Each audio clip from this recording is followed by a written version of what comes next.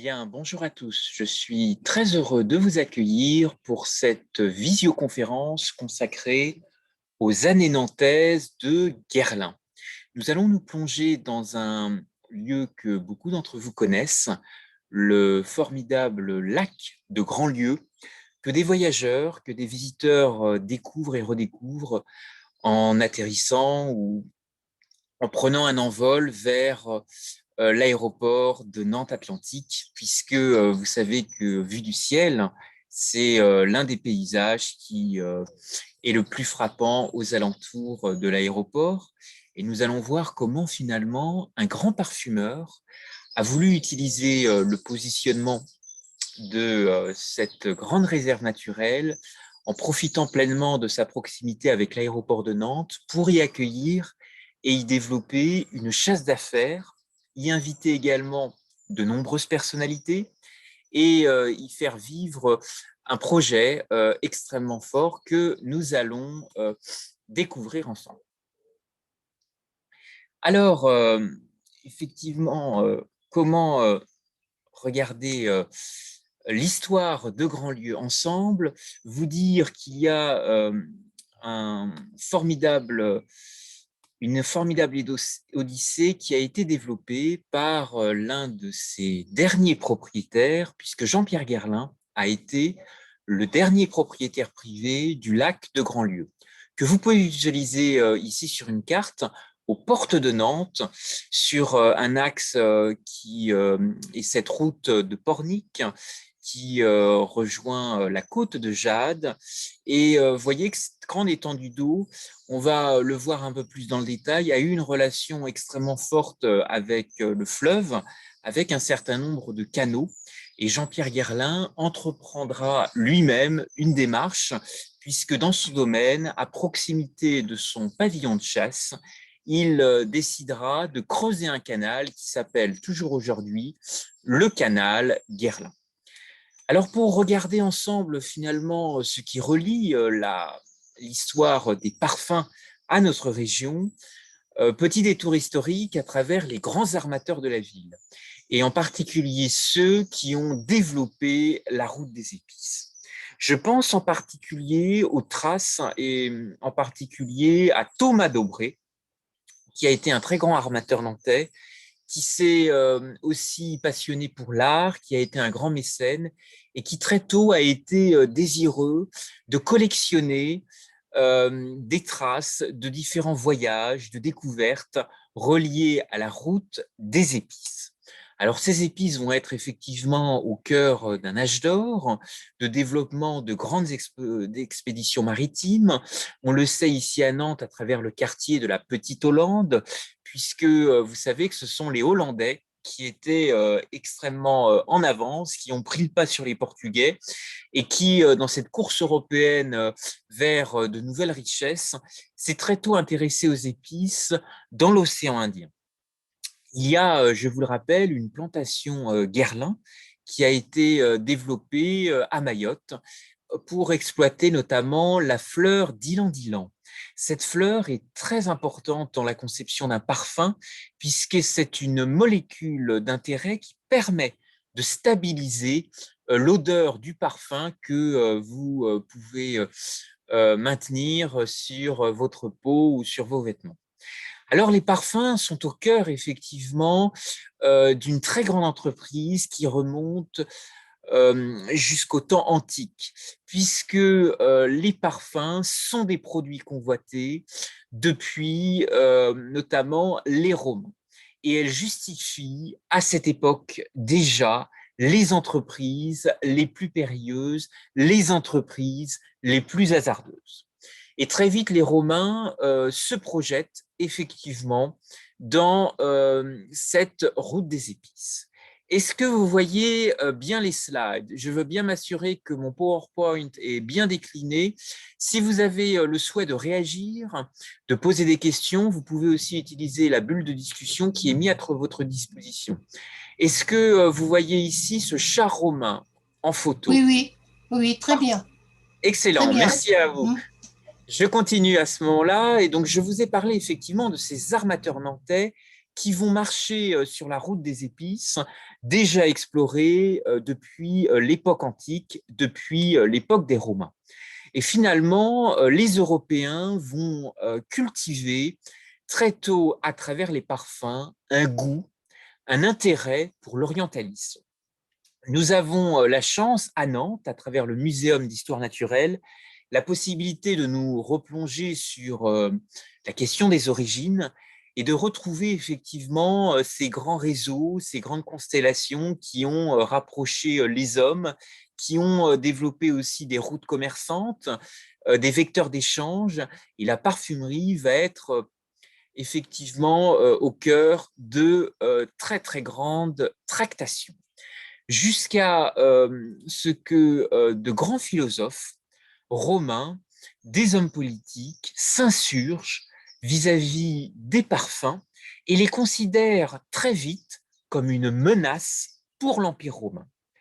Parce que ce sont des dépenses considérables et les parfums suscitent extrêmement de tensions pour la paix, pour la concorde civile, et les Romains questionnent déjà le rôle des parfums, les dépenses inconsidérées qui sont à l'époque développées par de grandes familles, de grandes réceptions, de grandes festivités.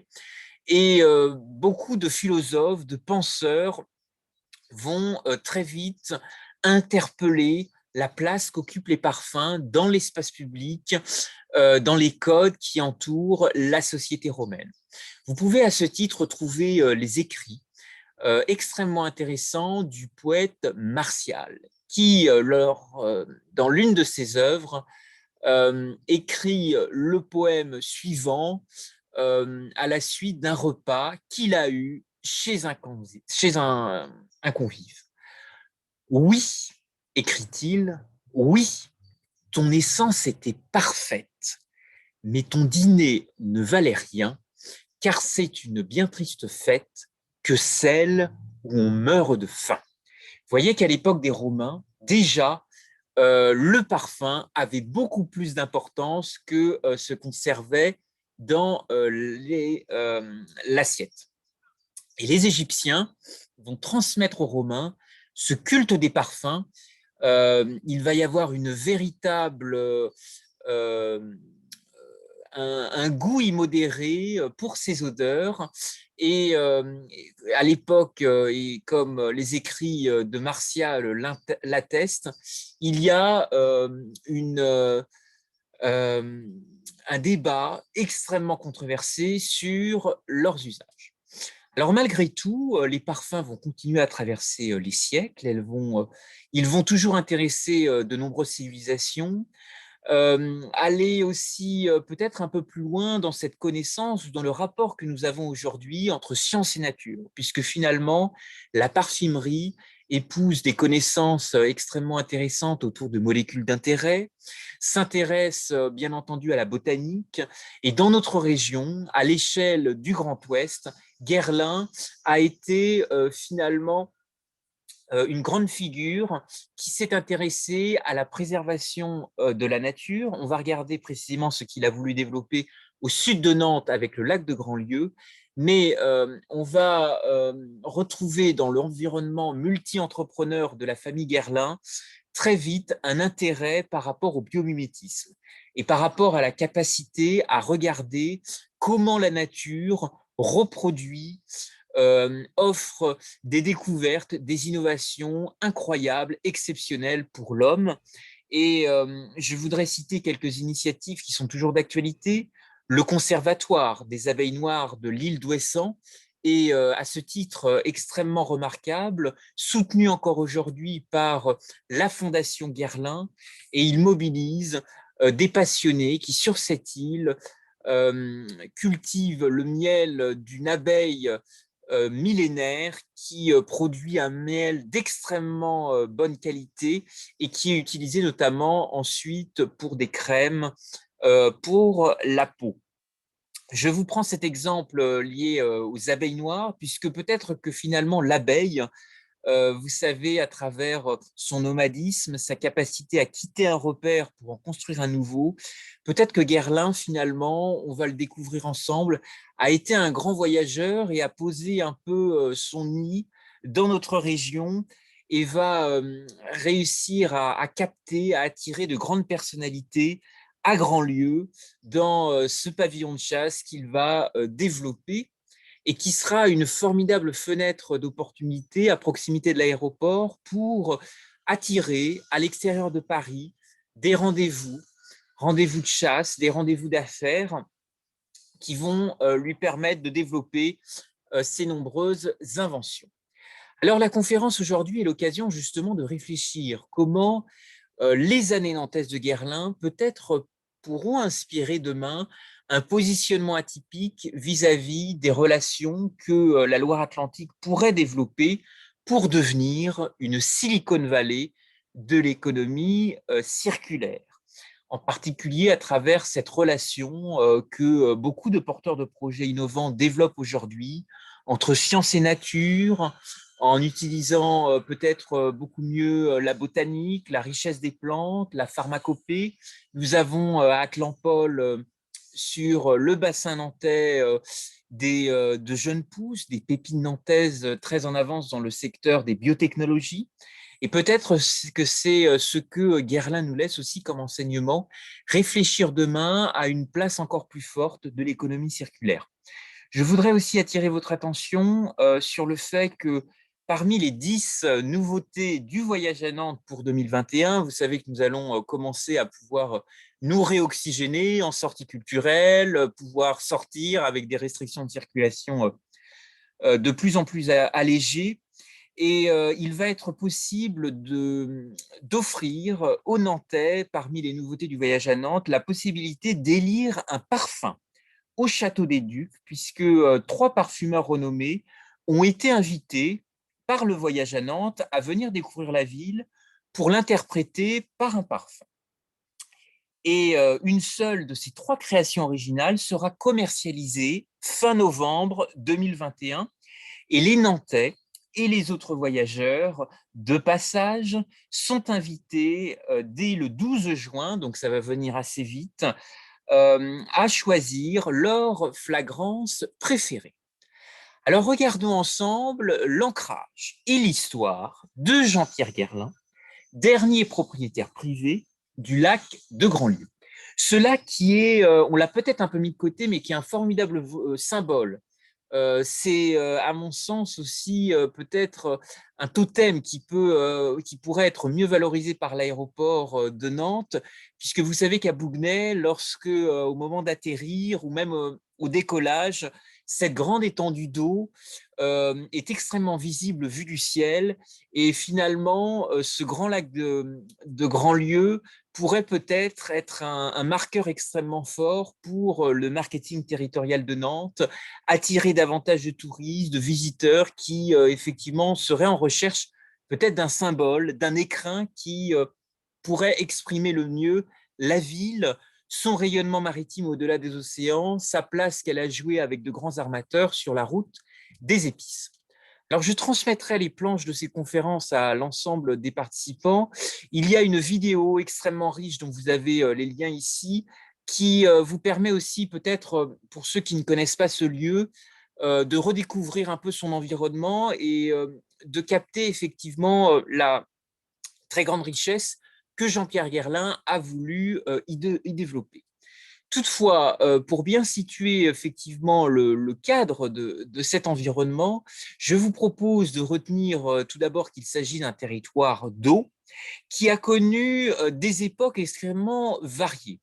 D'abord, une première étape, et nous allons revenir sur les précédents propriétaires qui ont œuvré à sauvegarder ce lieu bien avant Jean-Pierre Guerlain. Il s'agit dans un premier temps du rôle joué par les propriétaires assécheurs. Ce sont ces communautés du Moyen-Âge qui jouent un rôle extrêmement important dans la gouvernance de l'eau. Plus de manière antécédente à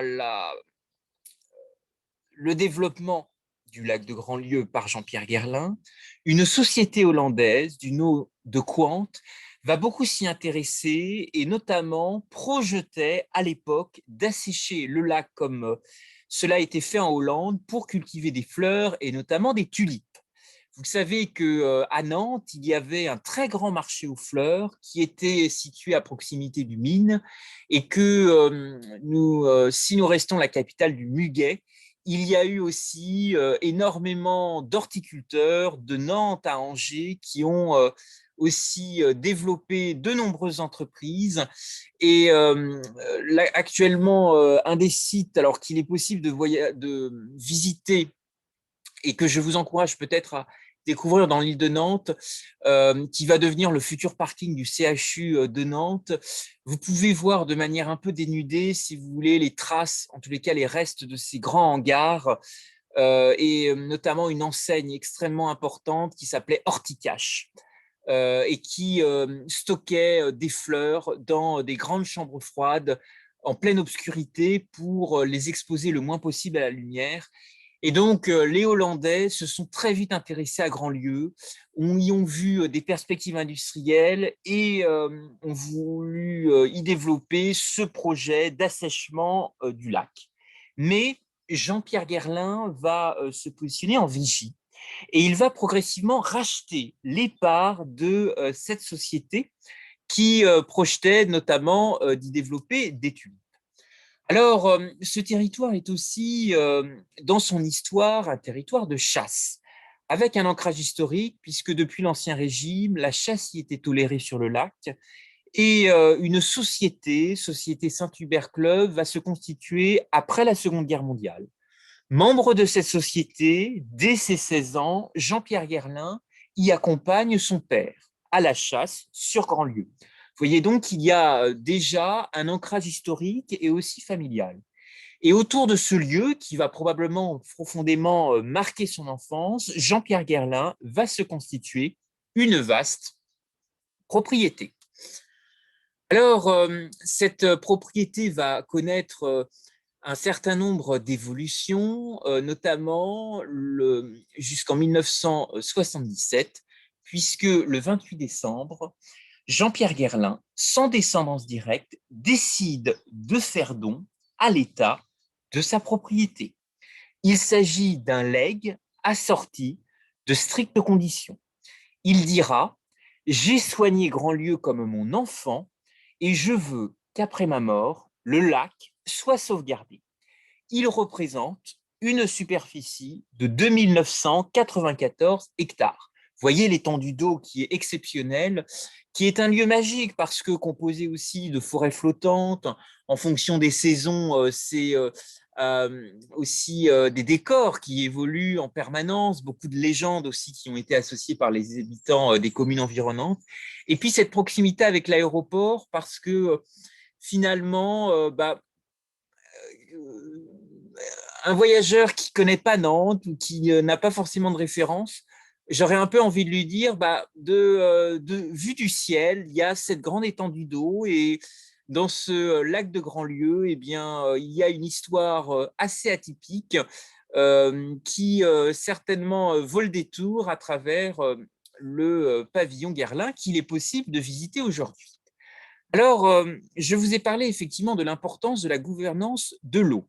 Il y a eu 4 âges importants à retenir. D'abord, des premiers aménagements hydrauliques qui débutent au Moyen-Âge. Ce savoir-faire naît des expériences des moines et des villageois. Ensuite, 17e siècle et 18e siècle, le temps des assèchements. Se créent des assemblées de propriétaires soucieuses de tirer profit de leurs marais jusque-là inexploités. Vous savez qu'à Nantes, à cette même époque, beaucoup d'îles, un fleuve extrêmement difficile à développer, des communautés hollandaises, la petite Hollande qui s'intéresse aussi très vite à la manière de contourner le fleuve, d'y assécher. Donc on est aussi à l'échelle du territoire très très largement engagé dans ces travaux d'assèchement.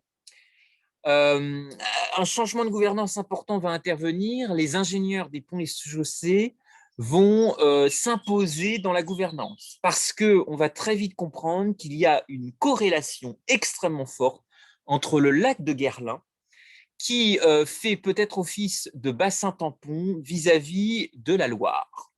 Et la Loire va être aussi très fortement canalisée, avec des relations, je pense au canal de la Martinière, qui vont effectivement aider à mieux aménager le trafic fluvial, permettre aussi le développement, bien entendu, du port de Nantes. Et puis, dernier âge important dans la gouvernance de l'eau à Guerlain, c'est l'entretien de ces ouvrages hydrauliques qui ont, voyez, au fil des siècles, sont passés dans les mains de différents acteurs, qui passent cette fois-ci des syndicats de marais, qui étaient des groupements de propriétaires privés, aux acteurs publics. Il y en a encore toujours aujourd'hui, puisque si vous vous promenez un peu en voiture, notamment le long de la route de Pornic, vous allez voir des exploitants agricoles qui font encore brouter leur bétail sur ce vaste territoire. Et donc, on est effectivement dans très vite, depuis le Moyen-Âge jusque le dernier quart du XXe siècle, des changements relativement importants des acteurs et parfois même, je dirais, des conflits d'usage. Effectivement, j'en ai un peu parlé, la grande interdépendance, le destin lié qui relie la Loire à Grandlieu.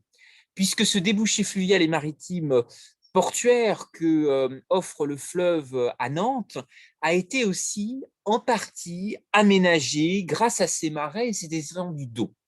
Et donc, c'est un écosystème qui est extrêmement fragile et que les hommes vont chercher à maîtriser. Alors, Grandlieu, effectivement, vous n'avez pas fini d'en faire le tour. Je vais revenir sur quelques éléments peut-être un peu plus précis, sur la façon dont le lac a été sauvegardé et passé aussi dans les mains de différents acquéreurs. Depuis la Révolution, le lac de Grandlieu était la propriété d'une famille, la famille de Juigné. Et puis, comme je vous l'avais indiqué, une société civile immobilière du domaine de Grandlieu, société hollandaise, entend assécher les terrains. Cette société, donc, qui s'appelle Quant, va se heurter à des désaccords, notamment avec les riverains, mais aussi une partie des actionnaires. Et donc, ce projet va être en partie avorté.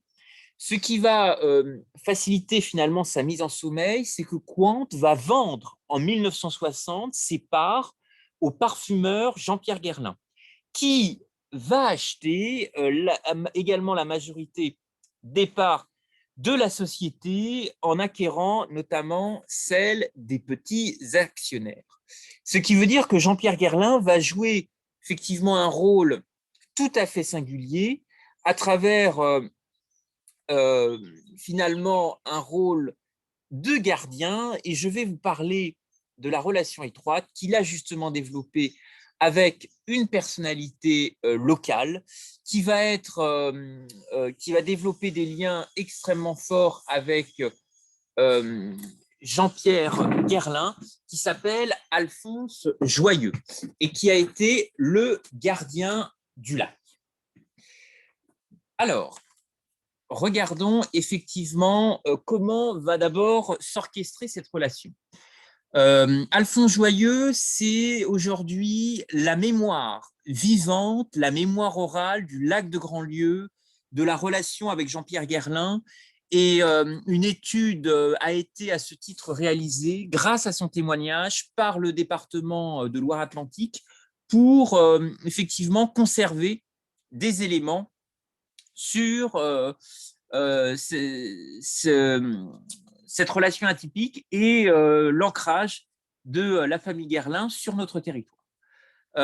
Jean-Pierre Guerlain va effectivement procéder au recrutement d'un gardien via une enseignantesse que vous avez peut-être connue qui s'appelait à l'époque les Dogs de l'Ouest.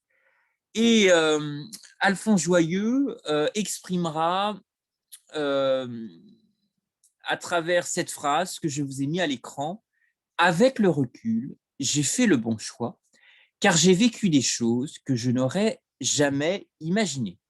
Il est vrai que Alphonse Joyeux était originaire de la commune de Boye, au sud de Nantes, et sur ce secteur, beaucoup allaient essentiellement travailler vers Indre, vers les chantiers, et effectivement, accueillir quelqu'un sur Grandlieu n'était pas chose aisée. À la fois parce que c'est un métier qui implique un certain isolement et la capacité aussi de gérer de manière seule, autonome, un lieu pendant des périodes d'absence. Alors Jean-Pierre Gerlin va y développer une importante activité de chasse d'affaires et de nombreuses activités mondaines depuis le lac de Grandlieu au sud de Nantes. Je vous mets ici à l'écran alors quelques vieilles photos de parties de chasse avec des diplomates, des grandes personnalités, des hommes d'affaires. Ici, vous avez par exemple à Grandlieu une discussion entre Jean-Pierre Gerlin et Christopher Swarm, qui a été ambassadeur du Royaume-Uni en France et qui a été aussi le gendre de Winston Churchill. Il a été commissaire européen de 1973 à 1977. Et voyez que finalement, cette activité de chasse d'affaires à Grandlieu lui permet d'avoir un lien fort et direct avec des personnalités, de traiter des dossiers importants liés à ces affaires. Alors ici, une photo aussi avec, que vous pouvez sans doute reconnaître, le président Valéry Giscard d'Estaing, qui est venu chassé à plusieurs reprises à Grandlieu. Alors, qui étaient effectivement les personnalités et quelle va être un peu la vie mondaine finalement qui va se développer autour de ce site?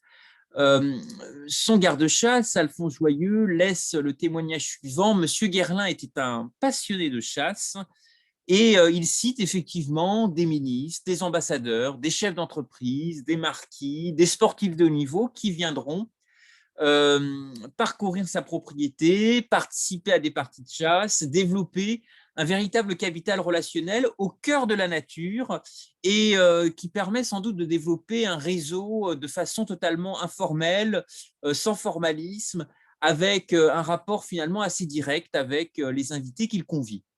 Parmi ses invités, citons Jean de Beaumont, qui a eu une vie sportive multiple, qui a été président du comité olympique français, le président Valéry Giscard d'Estaing que je vous ai mentionné, des armateurs Pierre Louis Dreyfus, des scientifiques aussi, directeurs de recherche du CNRS, et voilà, c'est une liste qui n'est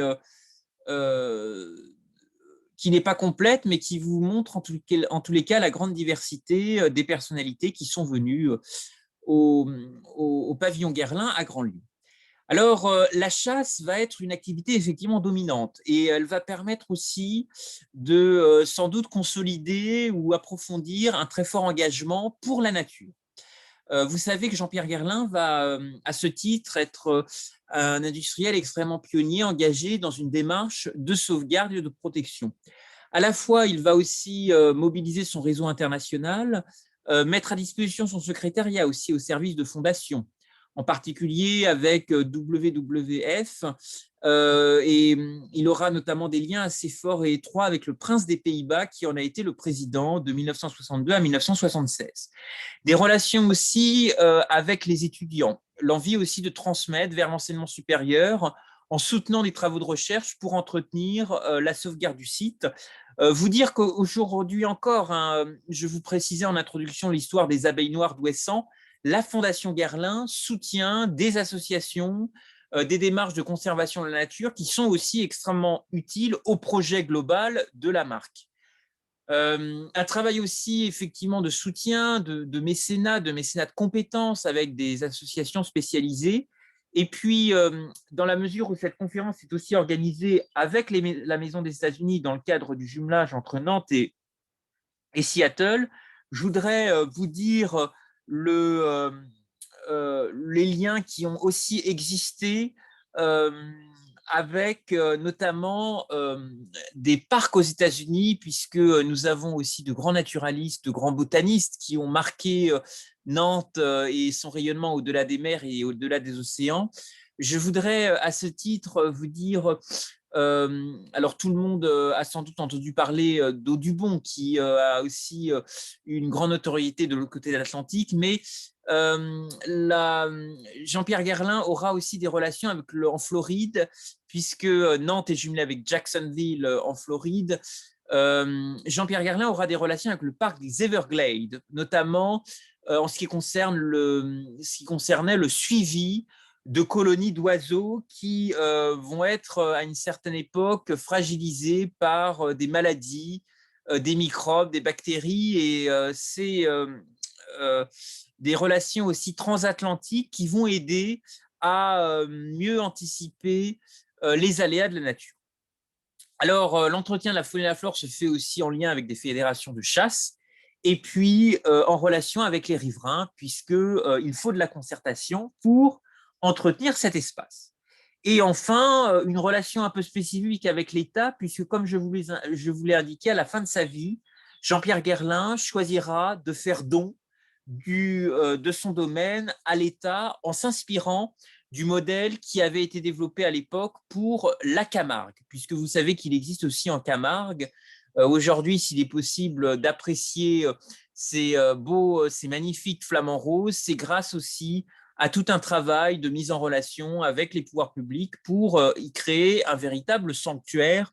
Et c'est véritablement l'une des consignes que Jean-Pierre Gerlin sera extrêmement attaché à faire respecter dans ses relations avec l'État. Alors, le lac de Grandlieu a suscité aussi beaucoup de mystères et beaucoup de passion. Je voudrais revenir un peu sur son histoire parce qu'il y a beaucoup de légendes. Il y a une fête des pêcheurs qui se déroule au mois d'août, qui est aussi l'occasion de réactualiser un peu ce qui a marqué profondément ce territoire. Vous dire que les chaussées, c'est les moulins à eau et la multitude d'écluses en fait qui entouraient les différents canaux et marécages ont constitué autant de la Renaissance, autant de barrages qui ralentissaient les débits d'eau et la navigation. Et donc, pour lutter finalement contre l'asphyxie du réseau, beaucoup de tentatives vont être développées en matière de canalisation, de travaux hydrauliques, puisque vous savez qu'avant le développement extrêmement important de la Loire, nous avons eu aussi dans notre département en Loire-Atlantique une économie extrêmement prospère, liée à l'exploitation des richesses de la mer et en particulier du commerce du sel. Et finalement, Grandlieu était un peu un bassin tampon qui permettait de relier terre et mer. Alors, il y aura effectivement des initiatives historiques. Je vous cite ici la démarche entreprise par Adam de Craponne, meilleur ingénieur au temps des Valois, qui va justement chercher à réduire l'obstruction des marais, mais il sera assassiné en 1576. Ce qui montre bien que ce lieu a aussi très vite déclenché des conflits d'usage. Et d'une certaine façon, à travers sa démarche, Jean-Pierre Gerlin sera une sorte peut-être de médiateur ou du moins de pacificateur en créant un véritable sanctuaire spécifique. Alors, il est possible aujourd'hui de visiter le pavillon Gerlin qui appartient maintenant au département de Loire-Atlantique, qui en a fait un lieu qui est agréable de découvrir, qui est relié aussi par des chemins de randonnée, que je vous invite aussi à parcourir. Vous dire que l'une des grandes spécificités du pavillon Gerlin, en tous les cas de sa propriété qui donnait sur le lac et qui lui permettait d'exercer cette activité de chasse, Jean-Pierre Gerlin a voulu creuser en fait un canal qui porte toujours le nom aujourd'hui de canal Gerlin, qui est extrêmement visible depuis sa propriété et qu'on surnommait aussi canal du large, tout simplement parce que retenez bien que Grandlieu, c'est aussi une relation avec le débouché fluvial de la Loire et sa relation avec l'océan. Et donc, il y a vraiment une interdépendance extrêmement forte et la sauvegarde de ce lieu a effectivement des incidences pour l'ensemble du territoire départemental. Alors, sur la base finalement de cette saga nantaise, comment des innovations ou de nouvelles opportunités d'innovation pourraient positionner finalement notre territoire un peu comme un pôle de l'économie circulaire? Je trouve que c'est un débat qui mérite peut-être d'être réactualisé par rapport à cette histoire extrêmement intéressante développée par Jean-Pierre Guerlain, dernier propriétaire privé du lac de Grandlieu, que ça soit sur l'économie bleue, que ça soit sur des filières créatives entre terre et mer, entre mer et terroir. On a certainement beaucoup de liens et de nouvelles dynamiques collaboratives à imaginer. Alors, l'économie circulaire, pour ceux qui ont participé aux précédentes conférences, nous l'avons déjà traité ensemble parce que la Maison des États-Unis s'attache aussi à valoriser un peu les relations transatlantiques que Nantes a aussi développées et les relations de jumelage avec notamment Seattle, qui célèbre cette année le 40e anniversaire du jumelage avec Nantes. Et vous savez que Seattle est une grande capitale aéronautique dans l'État de Washington.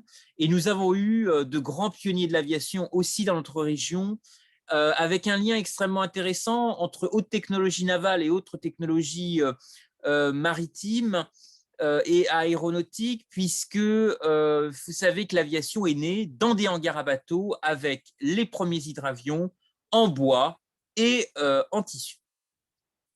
Alors, l'économie circulaire, quelle forme effectivement peut-elle prendre aujourd'hui? Tout simplement en reprenant un peu le fil de la riche histoire nantaise, la riche histoire de la Loire-Atlantique, qui s'exprime à la fois à travers des innovations, comme je vous l'indiquais, fluviales et aussi maritimes. Alors, maritime à travers l'estuaire de la Loire, bien entendu, et puis fluvial, c'est tout le bassin de Ré, le pays de Ré qui, effectivement, fait ce lien avec la Loire. Et dans l'espace urbain, à travers alors le jardin des plantes, mais aussi d'autres grandes signatures et points de ralliement dans la ville, peut-être effectivement vous dire que la grande histoire botanique ou également liée à l'horticulture peut être extrêmement intéressante pour peut-être faire renaître finalement des savoir-faire qui ont existé en particulier entre Nantes et toute sa périphérie. C'est à la fois l'ouverture qui peut se faire sur les sciences de la vie, l'agroalimentaire, les biotechnologies, et puis je voudrais quand même insister sur quelque chose d'un peu atypique, puisque nous avons aussi sur l'axe Nantes-Cholet une industrie du textile, une industrie de la chaussure qui est extrêmement forte. Et en me rapprochant pour préparer cette conférence des amis du musée du textile de Cholet, il y a eu un certain nombre de travaux qui ont été réalisés, notamment sur l'empreinte qu'a pu notamment inspirer Guerlain pour développer à Cholet, capitale du mouchoir, le mouchoir parfumé. Vous savez que je vous ai parlé en début d'introduction de cette fleur d'ylang-ylang qui est toujours exploitée dans l'océan Indien du côté de Mayotte à travers une plantation Guerlain. Cette fleur d'ylang-ylang est très importante pour les parfumeurs parce qu'elle sert à stabiliser l'odeur du parfum sur un vêtement. Et finalement, le mouchoir parfumé, cette innovation a certainement aussi s'est certainement aussi beaucoup intéressé à la botanique, aux découvertes liées à l'horticulture, puisque c'est la grande richesse finalement du biomimétisme qui a aussi permis de faire progresser les innovations dans le domaine du textile. Et vous savez qu'à Cholet, à travers le lycée de la mode, il y a encore beaucoup d'initiatives développées. En tous les cas, cette conférence aussi peut être un appel à l'innovation, pousser des porteurs de projets innovants à marcher sur les pas de ces grands créateurs et vous dire qu'effectivement, cette histoire qu'on a peut-être un peu oubliée est un récit exceptionnel pour pousser peut-être demain de nouvelles dynamiques d'économie circulaire qui pourraient se mettre en place entre Loire et océan dans le domaine des sciences de la vie, des industries, industrie textile, mais pourquoi pas matériaux biosourcés, matériaux du futur, les nouvelles énergies. Ce lien aussi, puisque je vous ai parlé un peu de ce que voulaient faire les Hollandais en asséchant les marais et en y faisant planter des tulipes. Si vous vous baladez un peu dans l'île de Nantes, notamment du côté du futur parking du CHU, vers le Mine, où existent encore quelques enseignes comme Horticache, vous pouvez retrouver un certain nombre de fermes expérimentales, de fermes urbaines qui, dans le domaine de l'hydroponie, de l'aquaculture, développent des choses tout à fait intéressantes et innovantes. Il y a effectivement beaucoup aussi de choses à développer en termes d'innovation santé, de biotechnologie, puisque vous savez que les plantes ont un pouvoir exceptionnel pour la pharmacopée. Et donc, ce sont de nouveaux territoires, de nouveaux liens à explorer ensemble. Alors, l'histoire du mouchoir parfumé est intéressante avec Nantes, la Loire-Atlantique et ce grand territoire que j'appelle la Vendée militaire et qui intègre très largement Cholet, puisque vous avez effectivement le rôle très important joué par ces usines, ces entreprises, ces industries à la campagne qui ont développé aux portes de Nantes, en Vendée, dans le Choletais, l'industrie de la chaussure, l'industrie du textile. Et voyez que les parfums peuvent toujours aussi créer des relations extrêmement atypiques avec des savoir-faire et des traditions du Grand Ouest. L'histoire du mouchoir parfumé est un peu atypique, notamment par rapport à Cholet, qui est, comme vous le savez, la grande capitale française du mouchoir. Alors Jean-Pierre Guerlain, et ça sera mon mot de conclusion, laisse comme témoignage à mon sens, 4 réflexions, 4 orientations.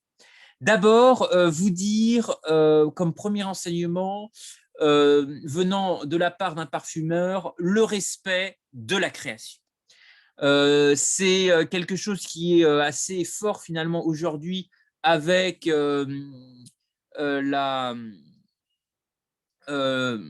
toutes les thématiques finalement porteuses d'une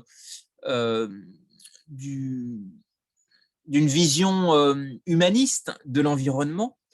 Cela me permet de faire la transition avec le deuxième enseignement, c'est ce lien avec la fragilité.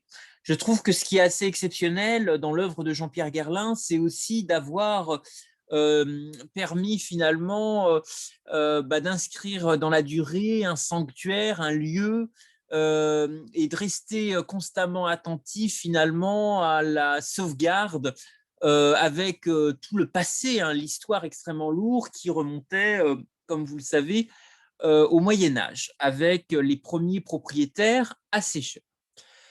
Troisième enseignement, la transition entre les générations. Transmettre le monde, transmettre le patrimoine. Je crois que ça, c'est essentiel. Vous savez, le luxe, en tout cas dans son sens grec, ce qui marque les industries du luxe, c'est quand on remonte à la racine propre du mot, c'est la solidité. Et donc, il est très important, et je pense que Jean-Pierre Guerlain est aussi allé dans ce sens, en faisant don de sa propriété. Aujourd'hui, finalement, le pavillon Guerlain, je pense, peut transmettre aussi des choses très positives aux générations futures. Et puis, dernier enseignement, l'engagement, favoriser la ressemblance à l'exemplarité. Effectivement, pour protéger et sauvegarder un lieu comme celui-ci, il faut de l'engagement, il faut de la détermination, il faut de l'opiniâtreté. Et c'est aussi quelque chose qui est extrêmement important, qui vit aujourd'hui grâce à des associations, à des gens qui s'engagent. Et voilà, je voulais en tous les cas, en termes de conclusion, à travers cette conférence, vous mettre en perspective ces quatre points qui me paraissent intéressants vis-à-vis de la démarche. Alors, quelques lectures aussi, si vous voulez approfondir le sujet. D'abord, vous dire qu'une étude a été commandée par le département de Loire-Atlantique, extrêmement intéressante, qui a été construite grâce au témoignage verbal d'Alphonse Joyeux, qui a été le gardien du lac pendant la période Guerlain. Il a aussi été développé une exposition, Les années Guerlain à la Maison des Pêcheurs, et pour ses liens avec le mouchoir parfumé, parce que ça, c'est peut-être une manière aussi d'ouvrir le débat à l'économie circulaire, une revue que vous pouvez assez facilement vous procurer auprès de l'association des Amis du Musée textile de Cholet, qui effectivement vous permet de peut-être explorer les liens entre parfumerie et mouchoir, entre Nantes et la Vendée, Vendée militaire avec le Choletais. Je voudrais vous remercier à tous pour votre attention. Échange et réflexion ouverts. Vous pouvez utiliser la bulle de discussion si vous souhaitez faire part de vos questions. Et si vous souhaitez aussi réagir, développer ensemble peut-être de nouvelles relations transatlantiques qui pourraient être encouragées avec, pourquoi pas, Jacksonville en Floride. En tous les cas, Jean-Pierre Guerlain a été beaucoup aidé grâce au National Park des Everglades. Donc, on pourrait peut-être mettre en avant, mettre en valeur des relations qui pourraient nourrir les échanges de demain entre nos villes partenaires. Merci à tous pour votre attention. Cette conférence est enregistrée, elle sera restituée sur YouTube et vous pouvez aussi m'écrire si vous souhaitez recevoir la présentation.